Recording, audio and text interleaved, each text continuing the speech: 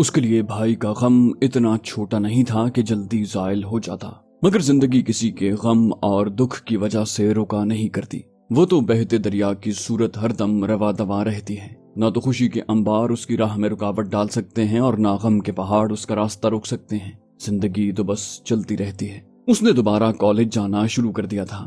College ان کے گھر سے 1.5-2 کلومیٹر دور تھا اور وہ یہ سارا راستہ پیدل ہی طے کیا کرتی تھی۔ نہ تو اس کے پاس رکشے کا کرایہ ہوتا اور نہ بس کا۔ پہلے تو بھائی کی وجہ سے ان کی گزر بسر ہو جایا کرتی تھی، اب تو وہ بھی نہیں رہا تھا۔ اس کا باپ ایک سرکاری محکمے سے ریٹائر ہوا تھا، اس کی محدود پینشن سے گھر کا گزارا نہیں چل سکتا تھا۔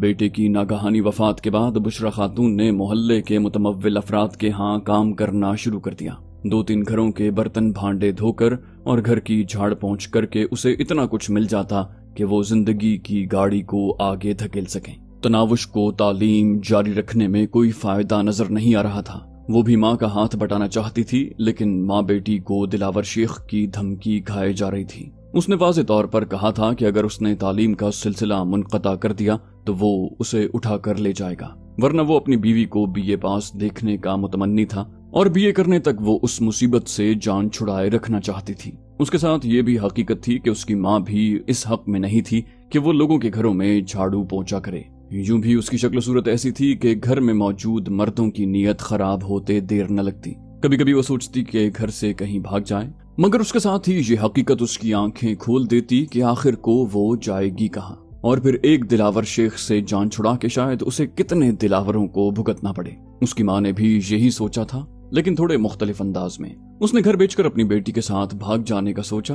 جن گھروں میں وہ کام کرتی تھی ان میں سے ایک ہمدرد شخص حاجی منظور کو اعتماد میں لے کر اس نے یہ درخواست کر دی کہ ان کے گھر کے لیے کوئی گاہک ڈھونڈ لائے۔ حاجی منظور بھی دلاور شیخ سے خوفزدہ تھا، لیکن یہ کام کوئی اتنا خطرے والا نہیں تھا کہ وہ صاف انکار کر دیتا۔ اس نے اس بات میں سر ہلاتے ہوئے حامی بھری، بولا ٹھیک ہے بشرا بہن، میں کوشش کروں گا۔ 3 دنوں کے بعد اس نے بشرا کو بتایا کہ اس نے ایک پراپرٹی ڈیلر سے بات کر لی ہے اور وہ کسی بھی وقت ان کے گھر چکر لگا سکتا ہے۔ بشرا نے حاجی منظور کا شکریہ ادا کرتے ہوئے کہا، حاجی صاحب اگر ہو سکے تو پراپرٹی ڈیلر کو یہ بتا دیں کہ وہ دوپہر کے وقت تشریف لائے، کیونکہ اس وقت گھر میں موجود ہوتی ہوں۔ حاجی منظور نے کہا ٹھیک ہے بہن، اور اسی وقت موبائل نکال کر پراپرٹی ڈیلر کو یہ بات بتانے لگا۔ پراپرٹی ڈیلر اسی دن ان کے گھر آ گیا تھا۔ گھر کو اچھی طرح دیکھ کر اس نے جو قیمت لگائی وہ ان کی امیدوں سے کہیں کم تھی۔ میں اس گھر کے 10 لاکھ روپے سے زیادہ نہیں دے سکتا۔ نامعلوم اسے ان کی مجبوری کے بارے میں معلوم ہو گیا تھا یا یوں ہی ماں بیٹی کو بے وقوف جان کر وہ کوڑیوں کے مول ان کا گھر ہتھیانا چاہتا تھا۔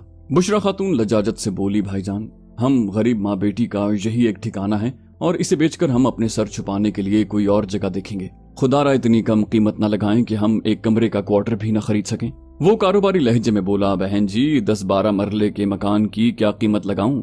بشرا خاتون بولی، بھائی یہ قیمت تو اس زمین کی بھی نہیں ہے، جبکہ اس پر 2 پختہ کمرے، برآمدہ، باورچی خانہ وغیرہ بھی بنا ہوا ہے۔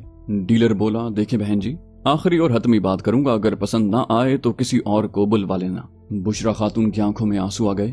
بھائی جان ہم غریبوں کا کوئی نہیں ہے، اگر آپ نے اونے پونے میں یہ گھر خرید بھی لیا تو ایک دن اللہ پاک کو جان دینی ہے۔ محبوب شوہر کا آبائی گھر بیچتے ہوئے اس کا کلیجہ حلق کو آ رہا تھا اور پھر خریدار اس کے دام ایسے لگا رہا تھا کہ جیسے وہ کوئی جھونپڑی ہو۔ ڈیلر بولا، بہن جی یہ میرا کاروبار ہے، چند ٹکے میں نے بھی کمانے ہوتے ہیں، اگر آپ کو پسند نہیں ہے تو آپ نہ بیچیں، یوں مجھے آخرت کی دھمکیاں نہ دیں، میں آپ سے چھین تھوڑی رہا ہوں۔ بشرا خفیف سی ہو گئی، بولی، میں نے ایسا تو نہیں کہا بھائی جان۔ اس نے حاتم تائی کی قبر پر لات مارتے ہوئے کہا، اچھا چلیں ٹھیک ہے بہن جی 15 لاکھ دے دوں گا۔ بشرا خاتون بولی، بھائی جان ہم ماں بیٹی کو کوئی اندازہ نہیں ہے، میں کل حاجی صاحب سے معلوم کر کے آپ کو بتا دوں گی۔ بشرا خاتون اتنی بچی تو نہیں تھی کہ فوراً ہاں کر دیتی۔ 10 لاکھ سے بات شروع کرنے والا اگر 15 لاکھ تک آفر کر سکتا تھا تو یقیناً حاجی صاحب کے درمیان آنے کی وجہ سے کچھ مزید رقم بڑھا دیتا۔ وہ بولا، ٹھیک ہے بہن جی آپ حاجی صاحب سے پوچھ لیں اور پھر جو فیصلہ ہو مجھے اس نمبر پر بتا دیں۔ اس نے اپنا تعارفی کارڈ اس کی طرف بڑھا دیا۔ کارڈ لے کر بشرا نے کہا، بھائی جان آپ چائے تو پی کر جائیں۔ وہ بولا، نہیں بہن پھر کبھی صحیح۔ یہ کہہ کر وہ ان کے گھر سے نکل گیا۔ اگلے دن بشرا خاتون نے حاجی منظور سے گھر کی بابت مشورہ لیا۔ حاجی منظور نے اسے سمجھاتے ہوئے کہا، بہن مجھے کوئی خاص اندازہ تو نہیں ہے، لیکن 15 لاکھ مناسب رقم ہی ہے، اور جو بھی آپ کے جو حالات ہیں ان کے مطابق اس رقم کو غنیمت سمجھو۔ جان اور عزت سے بڑھ کر نہ مال و دولت ہوتا ہے اور نہ زمین جائیداد۔ बुशरा ने उसकी बात पर इस बात में सर हिला दिया। बोली, ठीक कह रहे हैं भाईजान। घर वापसी पर उसने तनावुश को प्रॉपर्टी डीलर से बात करने को कहा। वो अपने मोबाइल से प्रॉपर्टी डीलर का नंबर डायल करने लगी। चंद घंटियों के बाद ही उसकी सहमी हुई हेलो उभरी। हेलो अंकल, मैं बुशरा बीबी की बेटी बात कर रही हूँ। कल आप हमारा मकान देखने आए थे ना? तनावुश का तारुफ भी पूरा नहीं हुआ था कि उसने राब्ता मुनक़ता कर दिया। उसने हैरानी भरे अंदाज में मोबाइल को कान से हटाकर देखा और दोबारा कॉल मिलाने लगी। घंटी के जाते ही नंबर मसरूफ कर दिया गया। तनावुश ने कार्ड पर उस नंबर को बगौर पढ़ा कि कहीं वो गलत नंबर तो नहीं मिला रही, मगर नंबर में कोई गलती नहीं थी। वो दोबारा नंबर डायल करने लगी। इस मर्तबा पहली ही घंटी पर कॉल वसूल कर ली गई और उसके कुछ कहने से पहले ही रिसीवर से डरी सहमी हुई आवाज बरामद हुई। मिस, आप क्यों मुझे बार बार कॉल कर रही हैं? खुदा का वास्ता है मुझसे राब्ता न करो। मेरी तौबा, मैंने आपका घर नहीं खरीदना। वो बोली, चचा जान क्या हुआ आपको? वो गम गुस्से से फटफड़ा, आपको मालूम नहीं है कि क्या हुआ है? तनावुश ने बेरब्त होती धड़कनों पर काबू पाते हुए दामने उम्मीद दराज किया। शायद आपको कोई गलत फहमी हुई है। डीलर बोला, मुझे कोई गलत फहमी नहीं हुई है बीबी जी। दिलावर शेख नामी गुंडे के आदमियों ने मुझे मारने पीटने के साथ धमकियां भी दी हैं कि अगर मैंने आपका घर खरीदा तो वो मुझे जिंदा नहीं छोड़ेगा। मैं माजरत खां हूँ मोहतरमा, और उम्मीद है अब आप मुझे कॉल नहीं करेंगी। ये कहते ही उसने राब्ता मुनक़ता कर दिया। बातचीत खत्म होते ही उसकी माँ ने इश्तियाक भरे लहजे में पूछा, क्या हुआ बेटी? वो बोली, अम्मी जान, उस खबीस तक हमारे घर बेचने की बात पहुंच गई है। उस लांती के गुर्गों ने बेचारे प्रॉपर्टी डीलर को तशद्दुद का निशाना बनाया है और हमारा घर खरीदने से मना कर दिया है। बुशरा खातून दोनों हाथ उठाकर गिड़गिड़ाने लगी। पता नहीं इस मूजी से कब जान छूटेगी। या अल्लाह पाक उस बदबख्त के शर से हमें पनाह दे। उनकी नजरें सारे दुनियावी सहारों से हटकर आखिरी और यकीनी सहारे की तरफ उठ गईं। अगले दिन उसने फिर हाजी मंजूर से बात की। हाजी मंजूर कानों को हाथ लगाते हुए दुखी लहजे में बोला, मेरी बहन, मैं बेबस और मजबूर हूँ। उस गुंडे को ये मालूम हो गया है कि आपके लिए प्रॉपर्टी डीलर से मैंने बात की थी। कल शाम को उसका एक आदमी मेरे घर ये बताने आया था कि ये मेरी पहली और आखिरी गलती है। इसके बाद मेरे पास गलती की गुंजाइश नहीं, और ये कि अगर मैं आप लोगों का ज्यादा ही हमदर्द हूँ तो अपनी बेटी को दिलावर शेख के पास भेज दूं ताकि वो तनावुश बेटी से दस्तबरदार होने के बारे में सोचे। बुशरा सिर्फ हाजी मंजूर नहीं, तमाम मोहल्ले वालों की मजबूरियां जानती थी। हर आदमी पहले अपने घर का सोचता है, उसके बाद किसी दूसरे का नंबर आता है। यकीनन अपने पांव का कांटा दूसरे को बर्छी लगने से भी ज्यादा अजियत देता है। उसके दुख दर्द से ज्यादा मोहल्ले वालों को अपने घर बार और अपनी बहन बेटियों की फिक्र थी। वो ये नहीं सोचते थे कि आज अगर बुशरा खातून की बेटी पर एक मूजी आंखें गाड़े बैठा था तो अगला नंबर उनकी बहन बेटी का भी आ सकता था। जिस दरिंदे को इंसानी खून का चस्का लग जाए वो भरे पूरे गांव पर शबखून मारने से नहीं चूकता। उससे बचने के लिए घर के दरवाजे बंद कर देना काफी नहीं होता, बल्कि सबको मिलकर उसका मुकाबला करके उसे फना कर देने से मसला हल होता है। यहाँ दिलावर जैसे दरिंदे से बचने के लिए तमाम अपने घरों की कुंडियां लगाने पर इक्तिफा कर रहे थे। बुशरा खामोशी से घर लौट आई। उसका ये मंसूबा भी नाकाम गया था। उसके भाई को मरे हुए महीना होने को था। एक रात मौलवी महबूब इलाही इशा की नमाज के बाद छुपता हुआ उनके घर आया। माँ बेटी उसे देखकर हैरान रह गईं।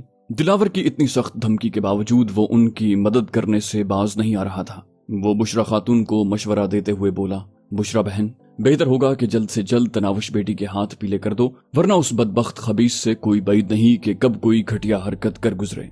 बुशरा खातून बोली, भाईजान, मैं भी तो यही चाहती हूँ, मगर ऐसा कौन होगा जो मेरी बेटी का हाथ थाम ले। यकीन मानो मैं अपनी शहजादियों की तरह बेटी को किसी शरीफ आदमी की दूसरी बीवी बनाने पर भी तैयार हूँ, मगर कोई शरीफ आदमी हामी तो भरे। मौलवी महबूब इलाही ने कहा, बहन, ये काम चोरी छुपे करने वाला है। अगर रातों रात हम तनावुश बेटी का निकाह किसी और से पढ़ाकर इसे रुखसत कर दें तो उस बदबख्त को क्या मालूम होगा। बुशरा खातून बोली, यकीन माने भाईजान, मैं तो बेटी के साथ ये घर बेचकर कहीं भागने का मंसूबा सोचे बैठी थी, मगर उस मूजी के गुर्गे घर खरीदने वाले को जदोकोब करने से भी बाज ना आए। वो हमारे घर की निगरानी करवा रहा है। बुशरा की बात सुनते ही मौलवी साहब के चेहरे पर घबराहट के आसार नमूदार हुए। बोले, कहीं वो इस वक्त भी घर की निगरानी न कर रहे हों। बुशरा खातून बोली, कोई पता नहीं इन मूजियों का भाई साहब। दिलावर शेख को कोसते उसकी आवाज भर्रा गई थी। बोली, हमारे नसीब ही खोटे थे जो उस बदबख्त ने मेरी मासूम बेटी पर अपनी गंदी नजर रख ली। महबूब इलाही ने कहा, अल्लाह पाक बेहतर करेगा मेरी बहन। आजमाइशें उसी जात की तरफ से नाजिल होती हैं, लेकिन याद रखना वो किसी आजमाइश में अपने बंदे को अकेला नहीं छोड़ता। हर फिरौन के लिए उसने मूसा बनाया है। दिलावर भी ज्यादा दिन अपनी मनमानी नहीं कर सकेगा। बुशरा बोली, अगर मेरी बेटी की बर्बादी के बाद ये मूजी अपने अंजाम को पहुंचा भी तो मुझे क्या हासिल। मौलवी ने कहा, परेशान नहीं होते मेरी बहन, अल्लाह पाक जरूर कोई सबब पैदा करेगा। बुशरा ने कहा, हमारा सबब तो आप ही हैं भाईजान, आपके अलावा तो कोई हमें अकेले में भी तसल्ली नहीं देता। उसके लहजे में शुक्रगुजारी का गहरा एहसास पोशीदा था। महबूब इलाही ने कहा, मैं तो एक नाकारा सा बंदा हूँ बहन, काश मैं तनावुश बेटी को उस बदबख्त से छुटकारा दिला सकता। इस मर्तबा बुशरा उसकी बात का कोई जवाब न दे सकी। मौलवी साहब चंद लम्हे मजीद वहां बैठा और फिर तनावुश के सर पर शफकत भरा हाथ फेर कर रुखसत हो गया। अगले दिन एक रूह फरसा खबर उनकी मुंतजिर थी। रात को मौलवी साहब को कुछ आदमियों ने बहुत बेदर्दी से पीटा था। उसका लहूलुहान जिस्म मस्जिद की सीढ़ियों के सामने पड़ा था। उस पर सबसे पहले बूढ़े बाबा करमदीन की नजर पड़ी थी, जो तहज्जुद की नमाज के लिए बाकायदगी से मस्जिद जाया करते थे। पहली नजर में उन्होंने समझा कोई लाश पड़ी है। टॉर्च की रोशनी में मौलवी साहब के मुअज़्ज़ज़ चेहरे को पहचानने में उन्हें कोई दिक्कत न हुई। जायजा लेने पर उन्हें मौलवी साहब की नब्ज चलती नजर आई। बूढ़े करमदीन में इतनी हिम्मत नहीं थी कि मौलवी साहब को अकेले उठा सकते। उन्होंने करीबी घर के दरवाजे पर दस्तक दी। मस्जिद के पड़ोस में रहने वाले जहांगीर के मौलवी साहब से बहुत अच्छे ताल्लुकात थे। उसने फौरन कार निकाली और वो दोनों मिलकर मौलवी साहब को नजदीकी अस्पताल ले गए। बड़ी मुश्किल से इमरजेंसी में बैठा डॉक्टर मौलवी साहब को देखने पर आमादा हुआ था। मौलवी साहब की नब्ज बहुत धीरे धीरे चल रही थी। जिस वक्त बुशरा खातून तक ये बात पहुंची, उस वक्त मौलवी साहब खतरे की हुदूद से तो निकल गए थे, लेकिन उन्हें अभी तक अस्पताल से डिस्चार्ज नहीं किया गया था। मुजरिमों को अच्छी तरह पहचानने के बावजूद मौलवी साहब ने रिपोर्ट दर्ज करवाने की कोशिश न की थी, क्योंकि वो पुलिस की कारकर्दगी से अच्छी तरह से वाकिफ थे। तमाम मोहल्ले वालों को भी मालूम था कि मौलवी साहब को इस हाल तक पहुंचाने वाली शख्सियत कौन सी है। मौलवी साहब के अंजाम ने उन्हें मजीद मोहतात बना दिया था। इससे पहले कि अगर किसी के दिल में तनावुश और उसकी मां के लिए हमदर्दी का जज्बा रींग भी रहा था, तो मौलवी साहब की हालत देखकर वो जज्बा अपनी मौत आप मर गया था। बुशरा तनावुश को साथ लेकर मौलवी साहब को मिलने अस्पताल गई। उन्हें देखकर मौलवी साहब की आंखों में नमी उतर आई थी। माजरत खां हूं बहन, मैं आपके मेयार पर पूरा न उतर सका। मैं तनावुश बेटी के लिए कुछ भी न कर सका। बुशरा खातून ने गुलूगीर होते हुए कहा, अल्लाह पाक आपको दुनिया और आखिरत की कामयाबी अता करे मौलवी साहब। आपकी इस हालत की जिम्मेदार भी हम माँ बेटी हैं, हमें माफ कर देना। मौलवी साहब ने कहा, परेशान न हो मेरी बहन, मैं अल्लाह पाक की जात से मायूस नहीं हूँ। अल्लाह पाक कोई बेहतर सबब निकालेगा, उसके पास देर जरूर है, अंधेर नहीं है। बुशरा ने हसरत भरे लहजे में कहा, कहीं ये देर हशर के मैदान तक तवील न हो जाए। और मौलवी साहब उसकी बात का जवाब दिए बगैर ठंडा सांस भर कर रह गया, क्योंकि अल्लाह पाक के कामों में छुपी ताखीर की हिकमतें जानना किसी इंसान के बस से बाहर है।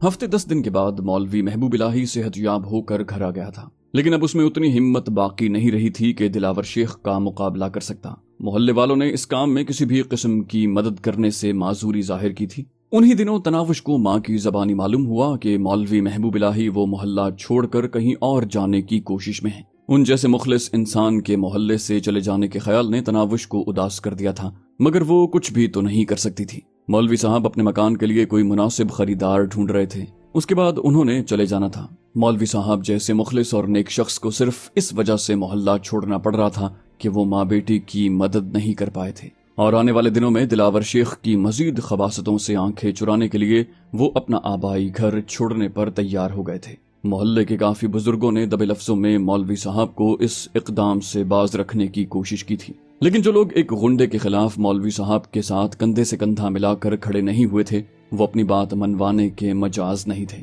माँ के मुंह से मौलवी साहब के जाने की खबर सुनकर वो सारी रात सो न पाई थी। अगले दिन वो अपने कॉलेज के गेट के सामने से गुजरती हुई आगे बढ़ गई। उसके दिमाग में अजीब तरह की हसरत हिलकोरे ले रही थी। कॉलेज जाने या पढ़ाई करने पर उसका दिल बिल्कुल भी मायल नहीं हो रहा था। जिंदगी में ना तो उसे सुकून की कोई रमक नजर आई थी और ना खुशी की कोई झलक। वो जिंदगी के जिस दौर से गुजर रही थी, उस उम्र में एक लड़की के दिल में चाहने और चाहे जाने का गहरा एहसास पनप रहा होता है। एक जाना अनजाना महबूब हर वक्त उसकी सोचों में बसा उसे सुहाने सपनों में खोया रखता है। उसकी तो शक्ल सूरत भी ऐसी थी कि कई चाहने वाले उसके लिए दिल के दरवाजे वाकी रखते, इतने कि उससे चुनाव मुश्किल हो जाता। मगर किसी की ऐसी जसारत से पहले ही एक गलीज, कमीने और घटिया शख्स ने उस पर अपना जालिमाना तसर्रुफ जमा लिया था। वो आजाद होते हुए भी उसकी कैद में थी। उससे जान छुड़ाने की सारी कोशिशें बेकार गई थीं। वो कराची की तेज रफ्तार सरगर्मियों को देखती हुई कंधे पर किताबों का बैग लटकाए खामोशी से आगे बढ़ती रही। اس کے دائیں بائیں زندگی پوری قوت کے ساتھ رواں دواں تھی، جبکہ اس کی مثال زندگی کے اس بہتے دریا میں کسی لاش کی سی تھی۔ خوشی اور غم کے احساسات کا تصور وہ کھو چکی تھی۔ ایک نفرت کا جذبہ تھا جس کے زیر اثر وہ زندگی سے چمٹی ہوئی تھی۔ دلاور شیخ کی عبرتناک موت ہی اس کی زندگی کی سب سے بڑی تمنا، سب سے بڑی خواہش اور سب سے بڑی خوشی تھی۔ دلاور شیخ کی بیوی بننے سے موت کو گلے لگا لینا کئی گنا زیادہ آسان تھا، لیکن مرنے سے پہلے وہ اس موذی کو اپنی آنکھوں کے سامنے تڑپتے ہوئے مرتے دیکھنا چاہتی تھی۔ اس خوش کن منظر کو دیکھنے کے لیے وہ کوئی بھی قیمت دینے کو تیار تھی، مگر ہر وقت اسی سوچ میں کھوئے رہنے کے باوجود اسے کوئی مناسب حل نہیں سوج رہا تھا۔ وہ نہیں جانتی تھی کہ اس خواہش کو کیسے پورا کر پاتی۔ ایسا کوئی طریقہ نہیں سوج رہا تھا جس سے وہ اس ذلیل کا غلیظ سر اپنے ہاتھوں سے اس کے تن سے جدا کر دیتی۔